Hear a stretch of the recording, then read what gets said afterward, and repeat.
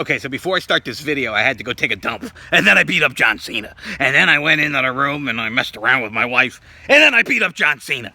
And then I had to rearrange all my action figures, and then I beat up John Cena. What's up, everybody? It's Grim, your future YouTube Wrestling Figures heavyweight champion, coming to you today with my Raw reactions for the July 4th, 2016 episode that everybody shit on all over Twitter. I couldn't find one positive comment about this entire episode, and I didn't get to watch it live with everybody because I was at the fireworks. So I come home, I put Raw on, I start watching late, and I'm like, what the hell is everybody complaining about? Raw was actually pretty good. Unsubscribe, fuck you, Grim. The show is shit. You're the worst, fuck you, Grim.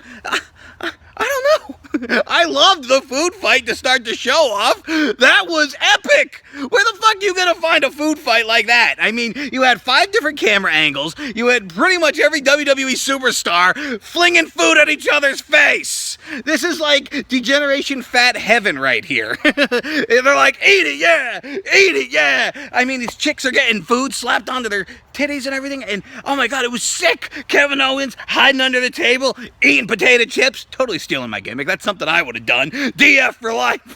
He even comes crawling out at the end. He gets pie-faced. That was some funny-ass shit. And then Heath Slater gets chokeslammed through a table. I mean, come on. Where the hell are you gonna find more funny action than that? That was fantastic. I loved it. And that sort of set the tone for the entire episode. Now, they booked this big 16-man elimination match for the main event. And when I first saw it, I was like, oh, they've gone full cringe. This is going to be bad. And the reason I thought this was because Team USA was like Team, oh God, no, brutal. I mean, you got Fart Henry on there. You got Jack Swagger. The Big Show's back. That's got to be Kane.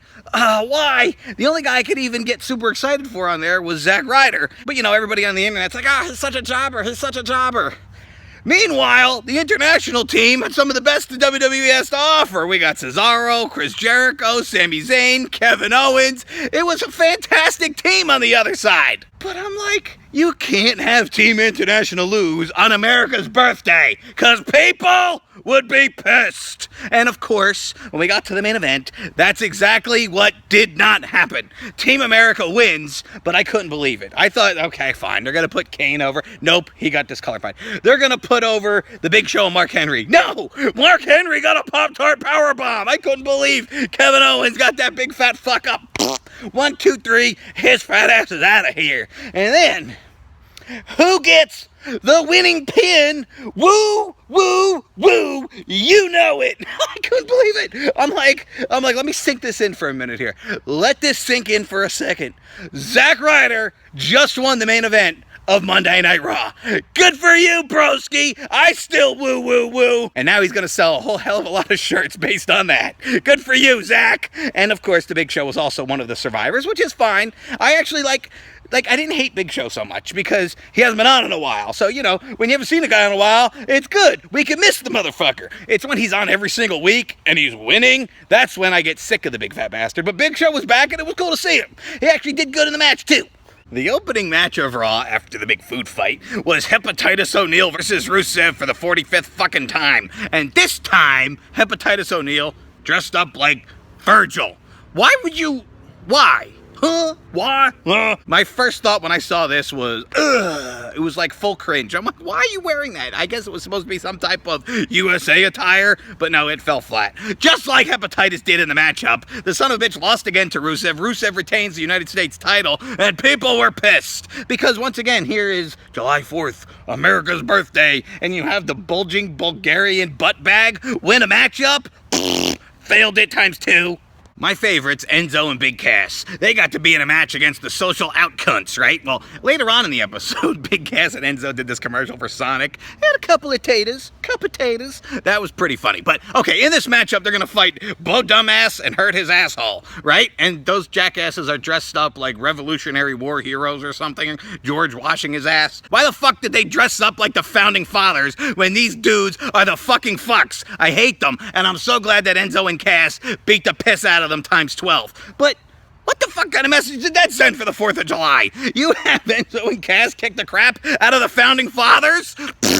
Failed it again times 2. I mean, not that I wanted the social outcasts to win it all, but why did they dress up like that? That was dumb. It was too stupid. And apparently people were pissed. On this episode, we got the rare opportunity to see champion versus champion. The WWE champion, Dean Ambrose, go up against the Intercontinental champion, The Miz. Now, here's the problem I have with this. Rare opportunity, right? Where the WWE champion goes up against the Intercontinental champion. Where have we seen this before? WrestleMania 6, Hulk Hogan versus the Ultimate Warrior. We've also seen it at Survivor Series. At one point we had Bret the Hitman Hart versus HBK, Shawn Michaels. And now we have Dean Ambrose versus The Miz. And I'm like, oh, it makes you think, man, the good old days really were the good old days. And that's our champion, Intercontinental champion, when these two fuckers can't hold a candle to Hogan, Warrior, Bret, or Shawn. Not trying to shit on Dean Ambrose or The Miz. They just ain't there yet. I guess maybe back in the day, those other guys weren't there yet either, and just today, they're immortals. But I don't know. It was a good match nonetheless. Dean Ambrose beats The Miz with the dirty dildos in the middle of the ring, which was predictable, and also the belts weren't on the line, but it was a good match. But people still shit all over it because it was boring, pointless, and there was no reason to it other than action. Yeah, because it's Raw, and it's action, and it's wrestling. But I like Raw and action and wrestling. That's why I watch it! After the match with Dean Ambrose and The Miz, Rollins comes down to the ring for his match with Dolph Ziggler. Another pointless match for no reason. But Dean Ambrose sees Rollins coming down the ramp, and he's like, hey, motherfucker, hey, maybe I'll just stay right here. Dean Ambrose, his cool little attitude, which I like. He sits down at the commentator's table. He's going to talk about this shit. He's going to put on those earphones. He's going to be right there for the action. Seth Rollins, Dolph Ziggler looking like HBK in this matchup, and Rollins wins pretty easily. Again, good matchup, good action. That's the reason we watch Raw, right? Good matchup, good action. And then, of course, Dean Ambrose and Rollins have to get into a brawl right after the matchup, tearing apart the Spanish commentator's table, which was actually pretty funny. Dean was sitting there trying to talk Spanish with the dudes, and they're like, get the fuck out of here, you smelly gas station attendant. I wonder how they say, "Bongo, dirty dildos on top of the announce table" in Spanish. Any of my Spanish-speaking friends, let me know in the comments below. That'll be funny. I want to know. The women's champion Charlotte comes out to the ring with Dana Brooke, and she's got her panties all twisted in a pretzel over Sasha Banks. So, of course, Sasha Banks has to come out, and she starts talking about how she's a legit boss, she's original, and she's not riding her daddy's coattails, which is, of course, the obvious attack on Charlotte. All of a sudden, there's a fucking fight. Next thing you know, Sasha Money in the Banks has fartlet wrapped up in the bank statement, and Dana Brooke pulls Charlotte out of the ring, and feud, yeah, there's gonna be a match. When's the match gonna be? Coming up the paper screw. I'm excited to see that, actually. I want to see Sasha Banks take the belt, but I kind of don't think it's gonna happen till SummerSlam. Oh, good. Miss Piggy's back. Excuse me. Icky Vicky Guerrero comes out with her shrill voice and her fat ass, claiming that she wants everyone to remind the powers that be that she's in the running to run SmackDown once again, like she did back in the day when she was obviously in the pocket of Edge. Remember when Edge ruled SmackDown? It was all thanks to the general manager, Vicky Guerrero. We don't want you back, Miss Piggy. Go hoof yourself back to the trough. We don't want you. We don't need you. You're too fat for us. R.I.P. Vaudevillains push. They lost to the Golden Truth.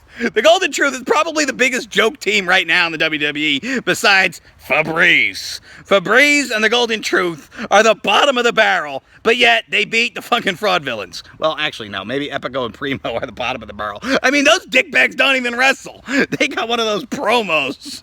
Remember their promo? Oh, we celebrate 4th of July in Puerto Rico. What the fuck? Why the hell don't you wrestle? Oh, yeah. We don't want to put everybody to sleep while watching Raw, right? Okay, so now that we got most of the Raw reactions out of the way, I'm going to go beat up John Cena. Oh, wait, no, I have to talk about that promo. John Cena comes out talking about how if you're going to fight AJ Styles, you're going to fight the club. You got to fight all three of them. AJ Styles comes out and is like, damn right, motherfucker.